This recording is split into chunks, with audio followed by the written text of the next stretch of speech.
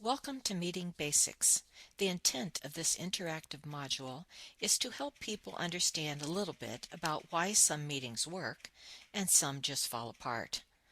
We want your meetings to be successful, so we have compiled some tips, strategies, and exercises that will help prepare you to facilitate your next meeting with confidence. To advance through the module, click the button labeled Next in the lower right-hand corner of each slide.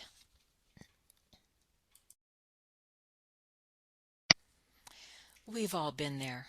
A problem arises. Someone poses a question. The boss asks for a progress report.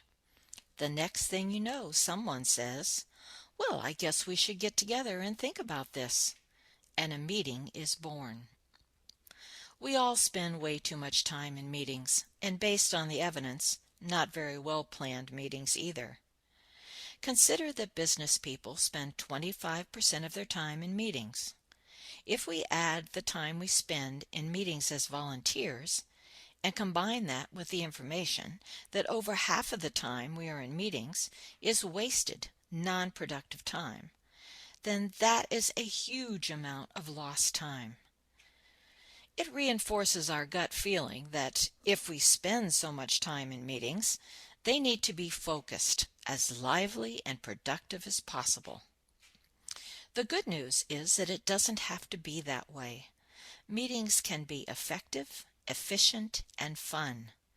And sometimes meetings can be avoided altogether. Let's get started on a path to better meetings. Here is what we hope you will learn from this module. Notice the graphic at the bottom right of your screen. We have divided the module into 3 parts. What to do before the meeting takes place, what happens during the meeting, and what should happen after the meeting, which then feeds back into the pre-meeting planning for the next meeting.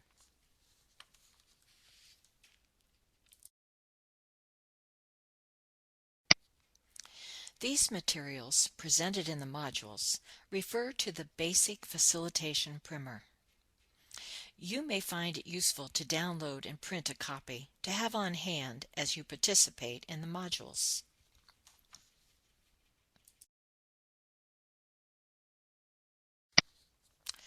Okay, you've been asked to facilitate a meeting. Or maybe you haven't actually been asked, but you have decided that someone needs to step up and take some action. Good for you. Good meetings start with good planning. So the first question you should ask yourself and others involved in the planning is a meeting the best way to accomplish what we want to get done? Assuming that you choose to move forward with the meeting, your next steps should be the pre-meeting planning and preparing by the group's leaders and other group members. This planning will impact what happens during and after the meeting. We sometimes call this the meeting's outcome.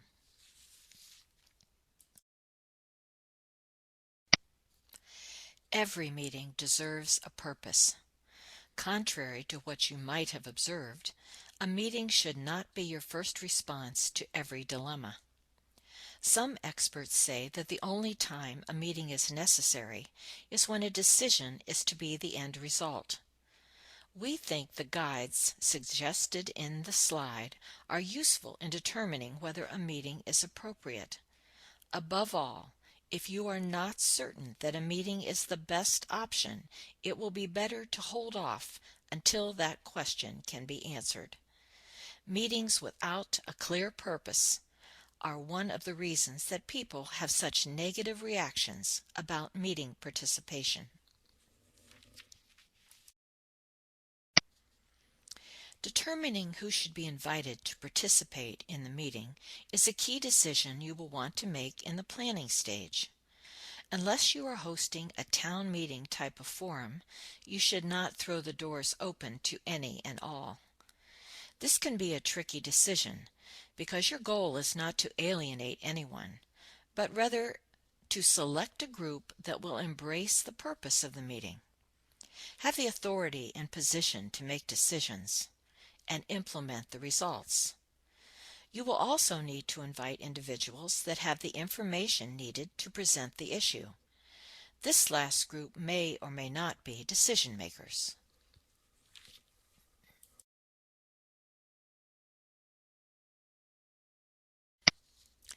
The facilitator needs to be a person willing to pay attention to the purpose of the meeting, plan how the meeting will proceed, and to oversee the process of the meeting. Some considerations during this period might include helping the meeting planners identify the optimal size and composition of the group given the purpose of the meeting, providing advice on the meeting environment, such as size and layout of the room, timing, icebreaker activities, AV and supplies that might be needed, clarifying how the agenda will be distributed, helping the meeting planners anticipate and plan for possible problems. We will look more closely at the role of the facilitator in the next module. Who should be on the planning team? The planning team should be identified at the previous meeting. If this is the first meeting, or a planning team was not identified, the planning team should be a small subset of the meeting participants who are willing to have the authority to make the planning decisions for a successful meeting. Much of this planning will be informed by the development of the agenda. The agenda contains a list of activities in the order they will be taken up from the beginning to the end or adjournment. A roadmap for the meeting, if you will. In addition to agenda elements listed on this slide, it is good practice to allot times for each task or agenda item to help ensure that the meeting will end on time. Meeting agendas help participants to know what to expect and to prepare for the meeting. It is a best practice to distribute meeting agendas at least 1 week prior to the meeting.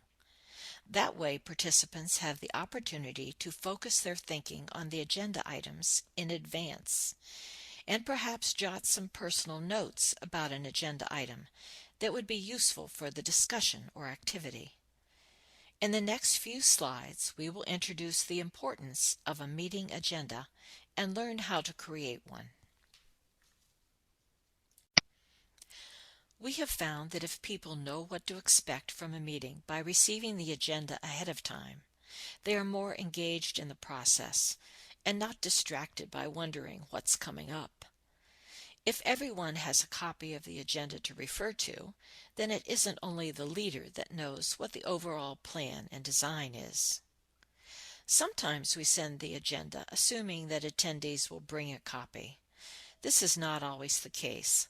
Having a few extra copies available can save valuable time at the beginning of the meeting. Having a copy of the agenda posted on newsprint or flip chart can serve as a reference for the facilitator and all of the group members. Think of a meeting you recently attended. Was there an agenda? Was the agenda printed on paper? Did everyone have access to a copy of the agenda at the meeting? Was the agenda made available to the group members before the meeting? Was the agenda posted at the meeting?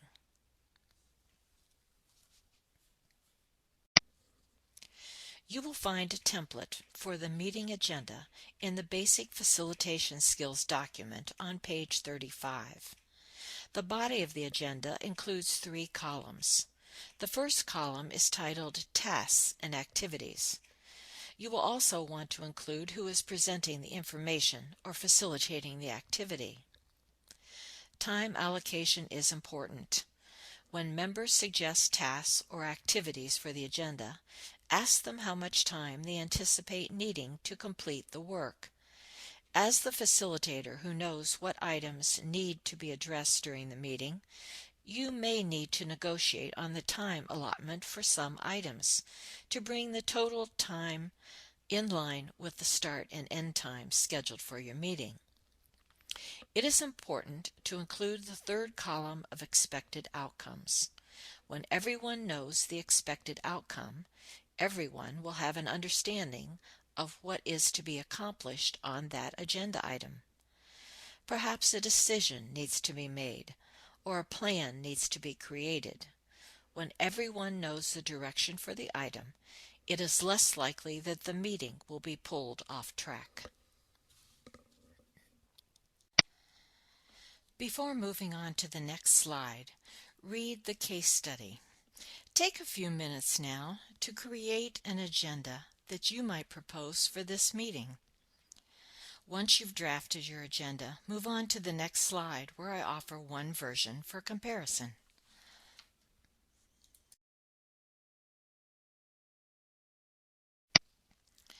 Not every planning question presented on pages 10 and 11 of the Basic Facilitation Skills document needs to be addressed in every agenda. The group's purpose, comfort with one another, and length of the meeting will determine many of the agenda items.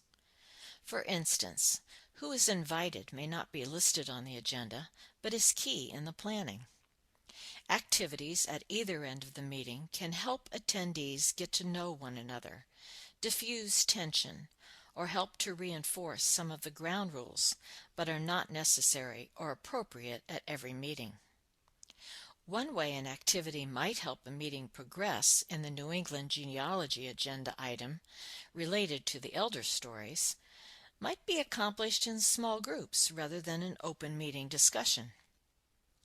The take-home message for you is that while having an agenda is necessary, there is no single right way to put one together. In the resource materials for this module, there are some additional materials related to agenda building that support the purpose of the meeting. Referring to the Facilitator Preparation and Planning section in the Basic Facilitation Skills publication, pages 10 and 11, does your agenda capture the why, who, when, where, and what information? Which of these elements can you identify in the sample agenda I've presented here? I've included the why with the meeting objective at the top of the page, when with the date and time of the meeting, and where with the meeting location in this agenda.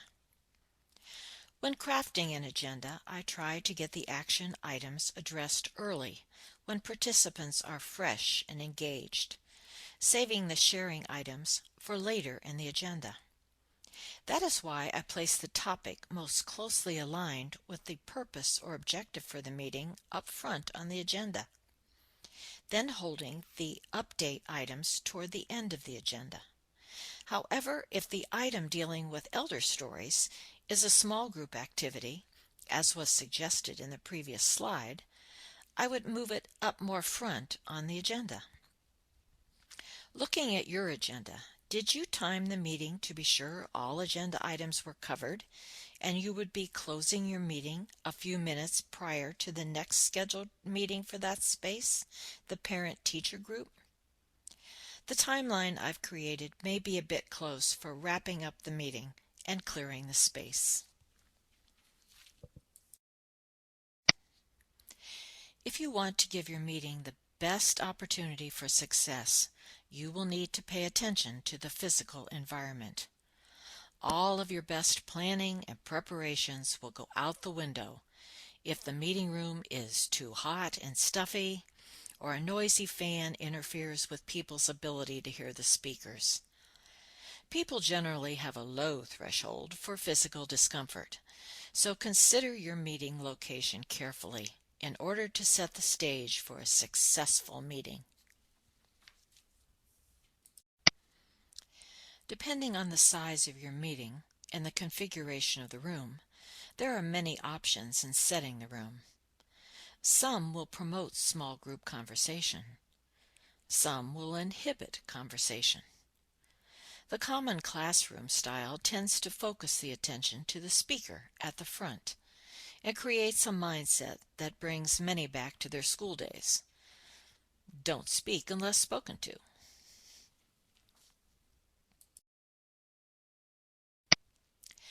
Being prepared to facilitate the meeting means that you have assembled and provided all the materials and equipment that will be needed based on your agenda.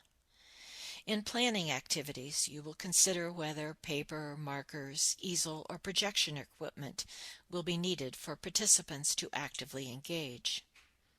Arrive early and set up the room, arranging seating and materials to be used. With your timed agenda, you will notice if the meeting runs longer than 90 minutes, so you can adjust to include a stretch break. As food and beverages are always welcome, think about what works best for your group. Might the hospitality aspect of the meeting be a shared activity, using a schedule or volunteers solicited at the close of the meeting as part of planning for the next meeting?